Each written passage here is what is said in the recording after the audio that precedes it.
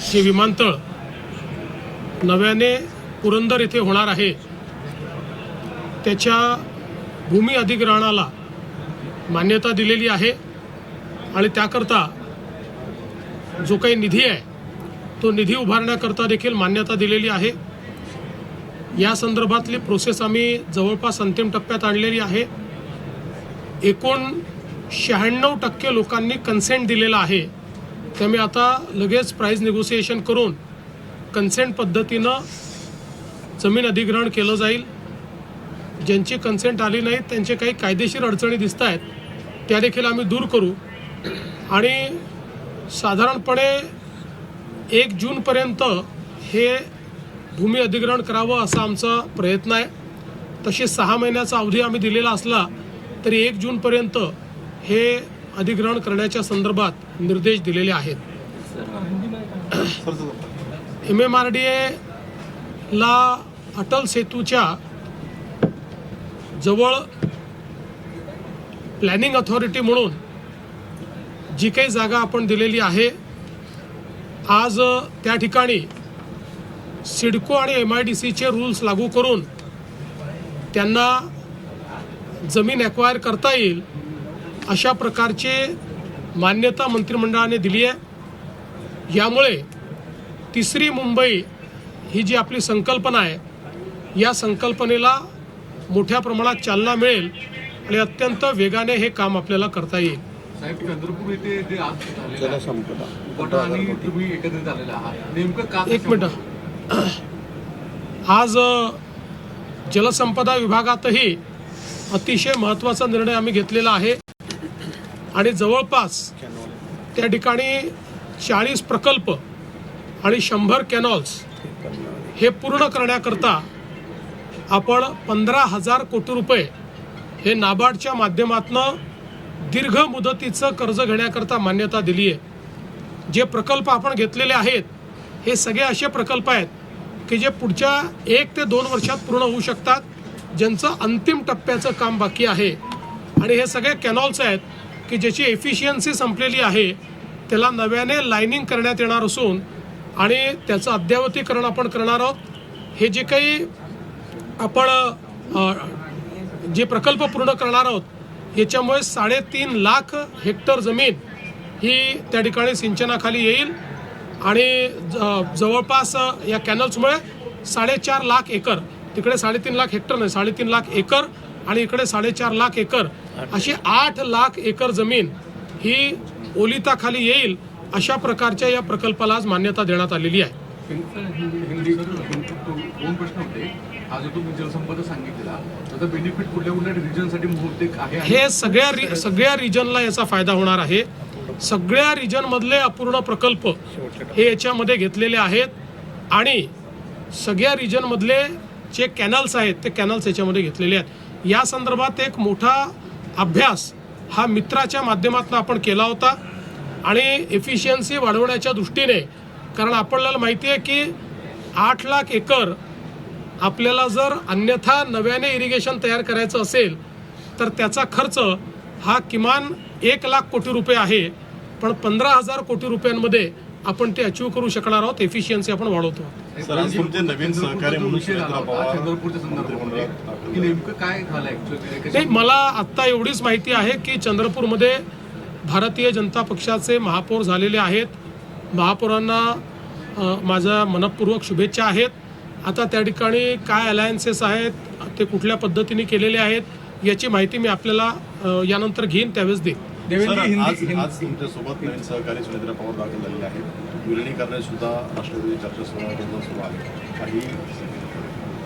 बघा, आज पहिल्यांदा तर मंत्रिमंडळाची अजितदादांच्या दुःखद निधनानंतर पहिली बैठक असल्यामुळे आज त्यांचा शोक प्रस्ताव आम्ही त्या ठिकाणी मंत्रिमंडळाने मान्य केलेला आहे।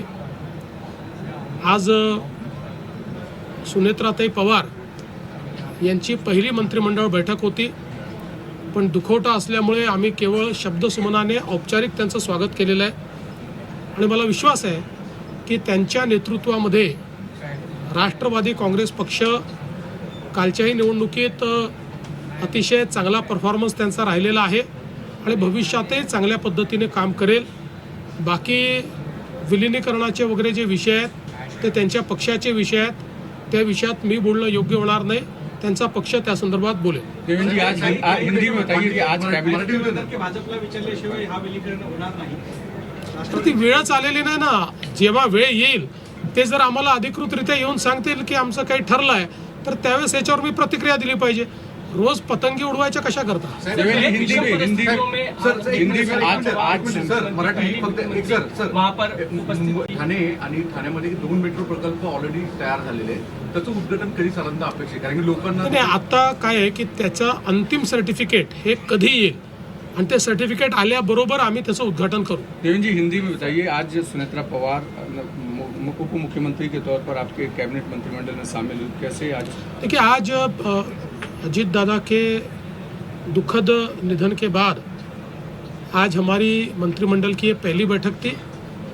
इस बैठक में हमने स्वर्गीय अजीत दादा जी को श्रद्धांजलि अर्पित की. आज श्रीमती सुनेत्राताई पवार इनकी भी पहली मंत्रिमंडल बैठक थी. चूँकि आज शोक प्रस्ताव था, इसलिए हमने केवल शब्द सुमनों से उनका बैठक में स्वागत किया है.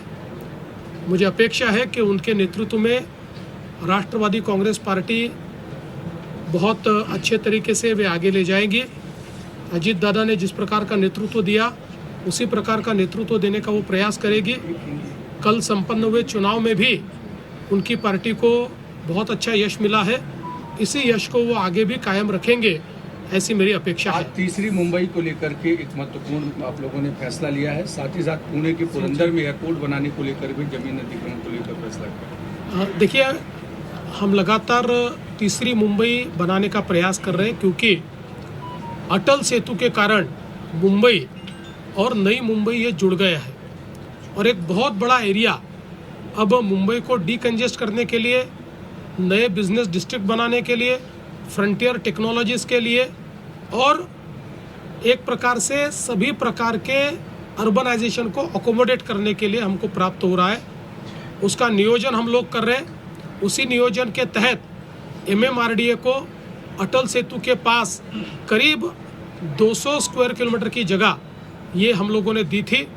आज उस जगह में किस प्रकार से वो विकास करे, अगर उसको एक्विजिशन करना है तो उसके अलग अलग जो मेथोडोलॉजी है, जो आज जिस प्रकार से सिडको ने लोगों को साथ में लेकर अपना भी विकास किया और लोगों का भी विकास किया, वो जो सिडको की पॉलिसी है उसके साथ साथ MIDC की एक पॉलिसी है जिसमें पास थ्रू एक्विजिशन होता है.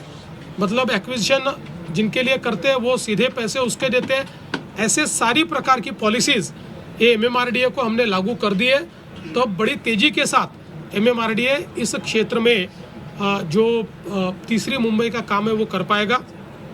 पुरंदर में जो नया एयरपोर्ट हम बनाने वाले हैं, उस एयरपोर्ट के ज़मीन अधिग्रहण को हम लोगों ने आज मान्यता दी है. उसमें करीब उसके लिए जो पैसा लगता है वो खड़ा करने के लिए भी हम लोगों ने आज मान्यता दे दी है. हमको अपेक्षा है कि जून फर्स्ट वीक तक हम लोग इस ज़मीन का अधिग्रहण कर पाएंगे, क्योंकि हम लोगों ने जब वहाँ के ज़मीन मालिकों से, किसानों से बातचीत की तो करीब 96% किसानों ने अभी अपने तरफ से उसके बारे में कंसेंट दिया है. तो मुझे लगता है कि बहुत फास्ट एक्विजिशन हो जाएगा.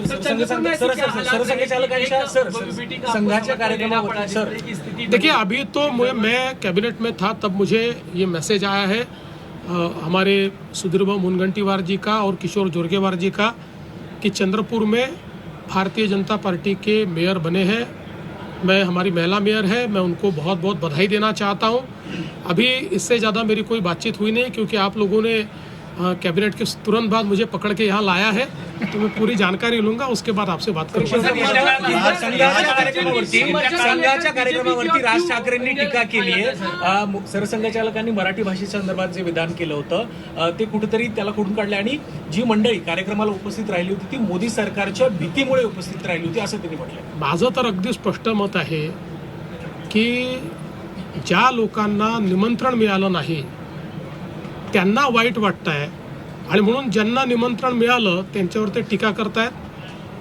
मला असं वाटतं की संघाचे 100 वर्ष पूर्ण झाले.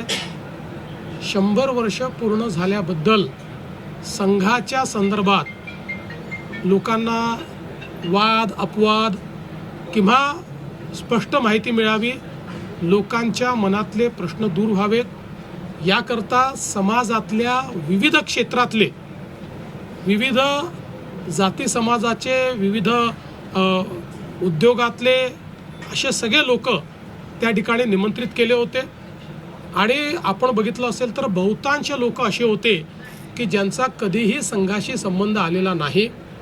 आणि विशेषतः 2 दिवस माननीय पूजनीय सरसंघ चालकांनी केवळ मार्गदर्शन केलं नाही तर आलेल्या प्रत्येक प्रश्नाला उत्तर दिलं. आणि जी उत्तरं त्या ठिकाणी आलेली आहेत त्यामुळे संघविरोधी प्रचार करणाऱ्यांची दुकानं बंद होणार असल्यामुळे आता अनेकांना, कोणाला तळमळ वाटते, कोणाला मळमळ वाटते, वेगवेगळ्या गोष्टी होत आहेत. त्यामुळे अनेक लोक बोलून राहिलेले आहेत. मला असं वाटतं की या संदर्भात त्यांची असूया एवढीच असावी सगळ्यांची की आम्हाला का बोलवलं नाही.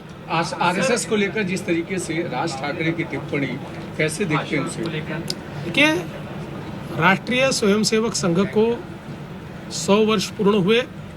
इसके उपलक्ष्य में अलग अलग महानगरों में पूजनीय सरसंघ चालक जी के लोगों के साथ संवाद के कार्यक्रम हुए.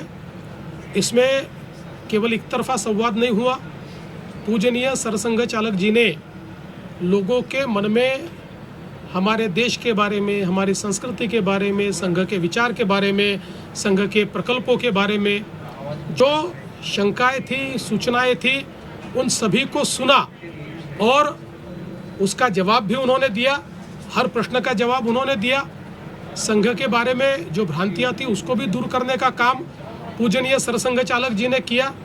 मैं ऐसा मानता हूं कि ऐसा अमूमन होता नहीं है कि कोई इस प्रकार का संगठन अपने विचारों से परे लोग या जिनका अपने साथ कोई संबंध नहीं आया ऐसे लोगों को निमंत्रित करके उनसे सवाल जवाब करे, और वो भी संघ जैसी दुनिया की सबसे बड़ी स्वयंसेवी संस्था के प्रमुख अगर इस काम को करते हैं तो मैं ऐसा मानता हूँ कि अपने आप में एक बहुत महत्वपूर्ण इस प्रकार का कार्यक्रम था. और जो लोग इस पर टीका टिप्पणी कर रहे हैं, मेरा तो अपना मानना यह है कि चूंकि उनको निमंत्रण नहीं मिला इसलिए उनके पेट में दर्द है.